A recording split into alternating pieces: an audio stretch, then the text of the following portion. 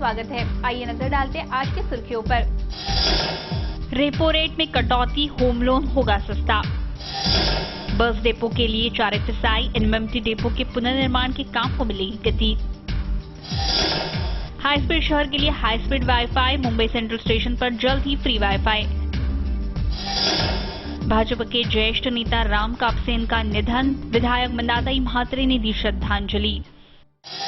नवी मुंबई के 94 अवैध बांधकामों पर होगी कार्रवाई।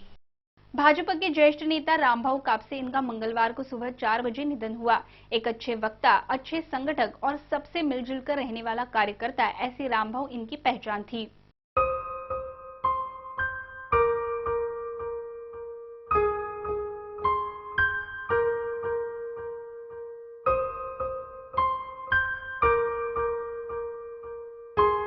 भाजपा के ज्येष्ठ नेता रामभाऊ कापसेन का मंगलवार को सुबह 6 बजे निधन हुआ। एक अच्छे वक्ता, अच्छे संगठक और सबसे मिलजुल कर रहने वाले कार्यकर्ते, ऐसे रामभाऊ इनकी पहचान थी। कल्याण में उनके घर पर उनका देहांत हुआ। वे 82 साल के थे।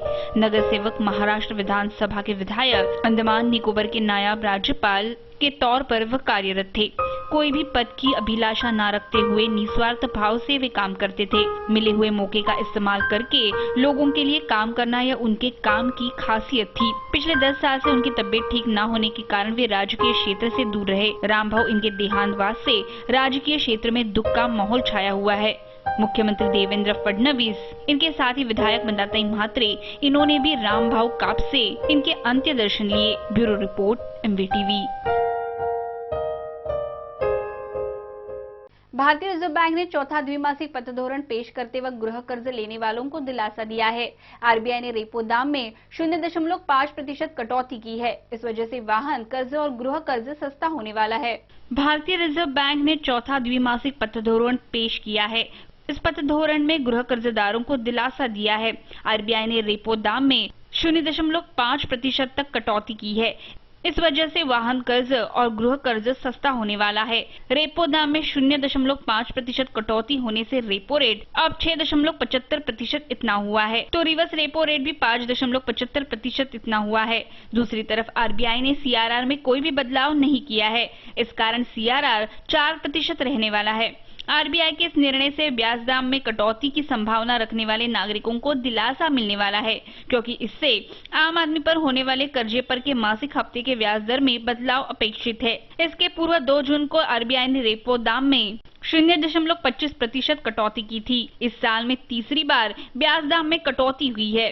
Bureau report, MVTV। भारत के 400 रेलवे स्थानकों पर 2016 तक इंटरनेट सर्च गूगल के माध्यम से फ्री में वाईफाई सुविधा शुरू होने वाली है। इस सेवा की शुरुआत देश के आर्थिक राजधानी मुंबई से होगी। भारत के 400 रेलवे स्थानकों पर 2016 तक इंटरनेट सर्च इंजन गूगल के माध्यम से फ्री में वाईफाई सुविधा शुरू होने वाली है। इस सेवा की शुरुआत देश की आर्थिक राजधानी मुंबई से होगी। इस उपक्रम के लिए गूगल ने भारतीय रेलवे की सहायता ली है। मुंबई सेंट्रल इस रेलवे स्थानक से यह फ्री वाईफाई सेवा का शुभारंभ होने वाला है। अक्टूबर 2015 के बीचों बीच मुंबई सेंट्रल रेलवे स्थानक पर वाईफाई सुविधा शुरू होने की संभावना है। जिस रेलवे स्थानक पर फ्री वाईफाई सेवा सुविधा उपलब्ध होगी, वहां पर पहले आधे घंटे तक फ्री वाईफाई सुविधा उपलब्ध होगी। इस सेवा का स्पीड भी ज्यादा रहेगा। इस उपक्रम को प्रोजेक्ट नीलगिरी नाम दिया गया है। इस उपक्रम से पंतप्रधान नरेंद्र मोदी जी के डिजिटल इंडिया योजना को भी गति मिलेगी। मुंबई के रेलवे यात्रियों ने इस योजना पर आनंद जताया है। Bureau report, MVTV। Navi Mumbai के दीघा क्षेत्र में बहुत सी जगहों पर अतिक्रमण हुआ है। थाने पनवेल सड़क रोड के बगल में भूमाफियों ने अवैध तरीके से अतिक्रमण किया है। कुल इस क्षेत्र में 94 अवैध तरीके से बिल्डिंगें खड़ी की गई है। इस पर जल्द ही कार्रवाई होने वाली है। नवी मुंबई के दीघा क्षेत्र में बड़े पैमाने पर अतिक्रमण हो रहा है। थाने पनवेल सड़क के बगल में भूमाफियों ने अवैध तरीके से अतिक्रमण किया है। कुल इस क्षेत्र में 94 अवैध तरीके से बिल्डिंग खड़ी की गई है। इस पर जल्द ही कार्रवाई की जाएगी। केवल 12 से 15 लाख में मकान मिलने से जरूरतमंदों ने इन भूमाफियों से मकान खरीदे हैं। पिछले 5 से 6 सालों में यह बिल्डिंगें बनाई गई है।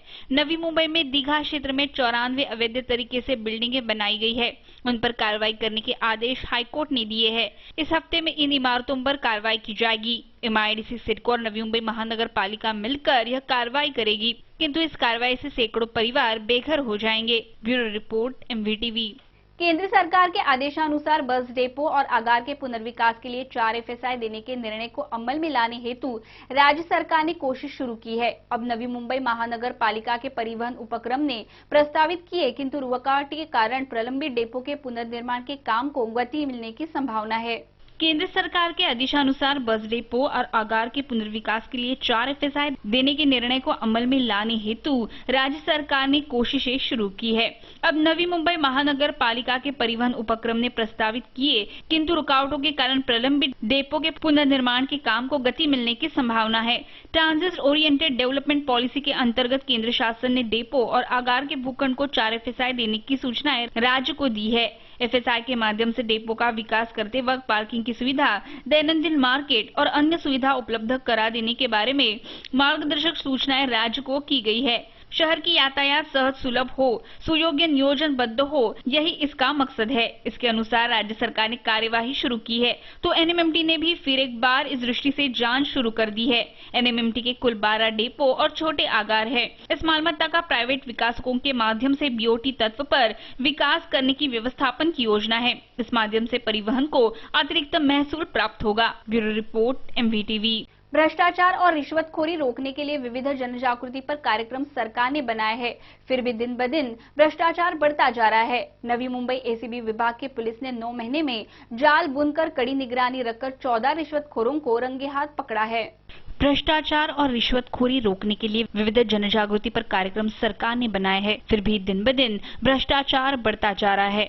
नवी मुंबई ACB विभाग के पुलिस ने 9 महीने में जाल बुनकर कड़ी निगरानी रखकर 14 रिश्वतखोरों को रंगे हाथ पकड़ा है। जनवरी से सितंबर 2015 तक 9 महीनों में 5 शासकीय अधिकारी, 8 कर्मचारी एवं एक निजी आदमी को ACB ने गिरफ्तार किया है। रिश्वतखोरी के इस मामले में पनवेल नगर पालिका, सिडको के लिपिक तथा नवी मुंबई RTO लिपिक के साथ अन्य लोगों का भी समावेश है।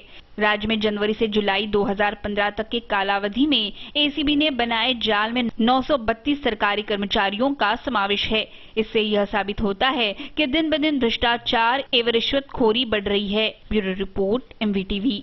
राज्य सरकार के सेवा में होने वाले कर्मचारियों के लिए एक खुशखबर है। केंद्र के साथ अब राज्य में भी हफ्ते के 6 के बगैर 5 दिन करने के बारे में मुख्य सचिव इन्होंने हरी झंडी दिखाई है।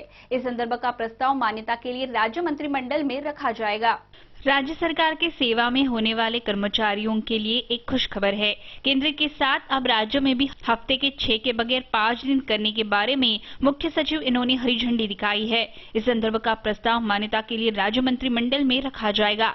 राज्य के शासकीय कर्मचारी अधिकारी संगठनों ने मुख्यमंत्री देवेंद्र फडणवीस इनकी भेंट लेकर रिटायरमेंट की आयु 60 वर्ष और 6 दिन के बजाय 5 दिन का हफ्ता या 2 मांगे रखी थी। उसमें से 5 दिन के हफ्ते के मांग को मुख्य सचिव ने मान्यता दी है। हफ्ते के 5 दिन के साथ ही कामकाज का समय बढ़ाने के बारे में भी सचिव ने प्रस्ताव तैयार किया है। मुख्यमंत्री जी की अनुमति के बाद यह प्रस्ताव मंत्रिमंडल के सामने पेश किया जाएगा।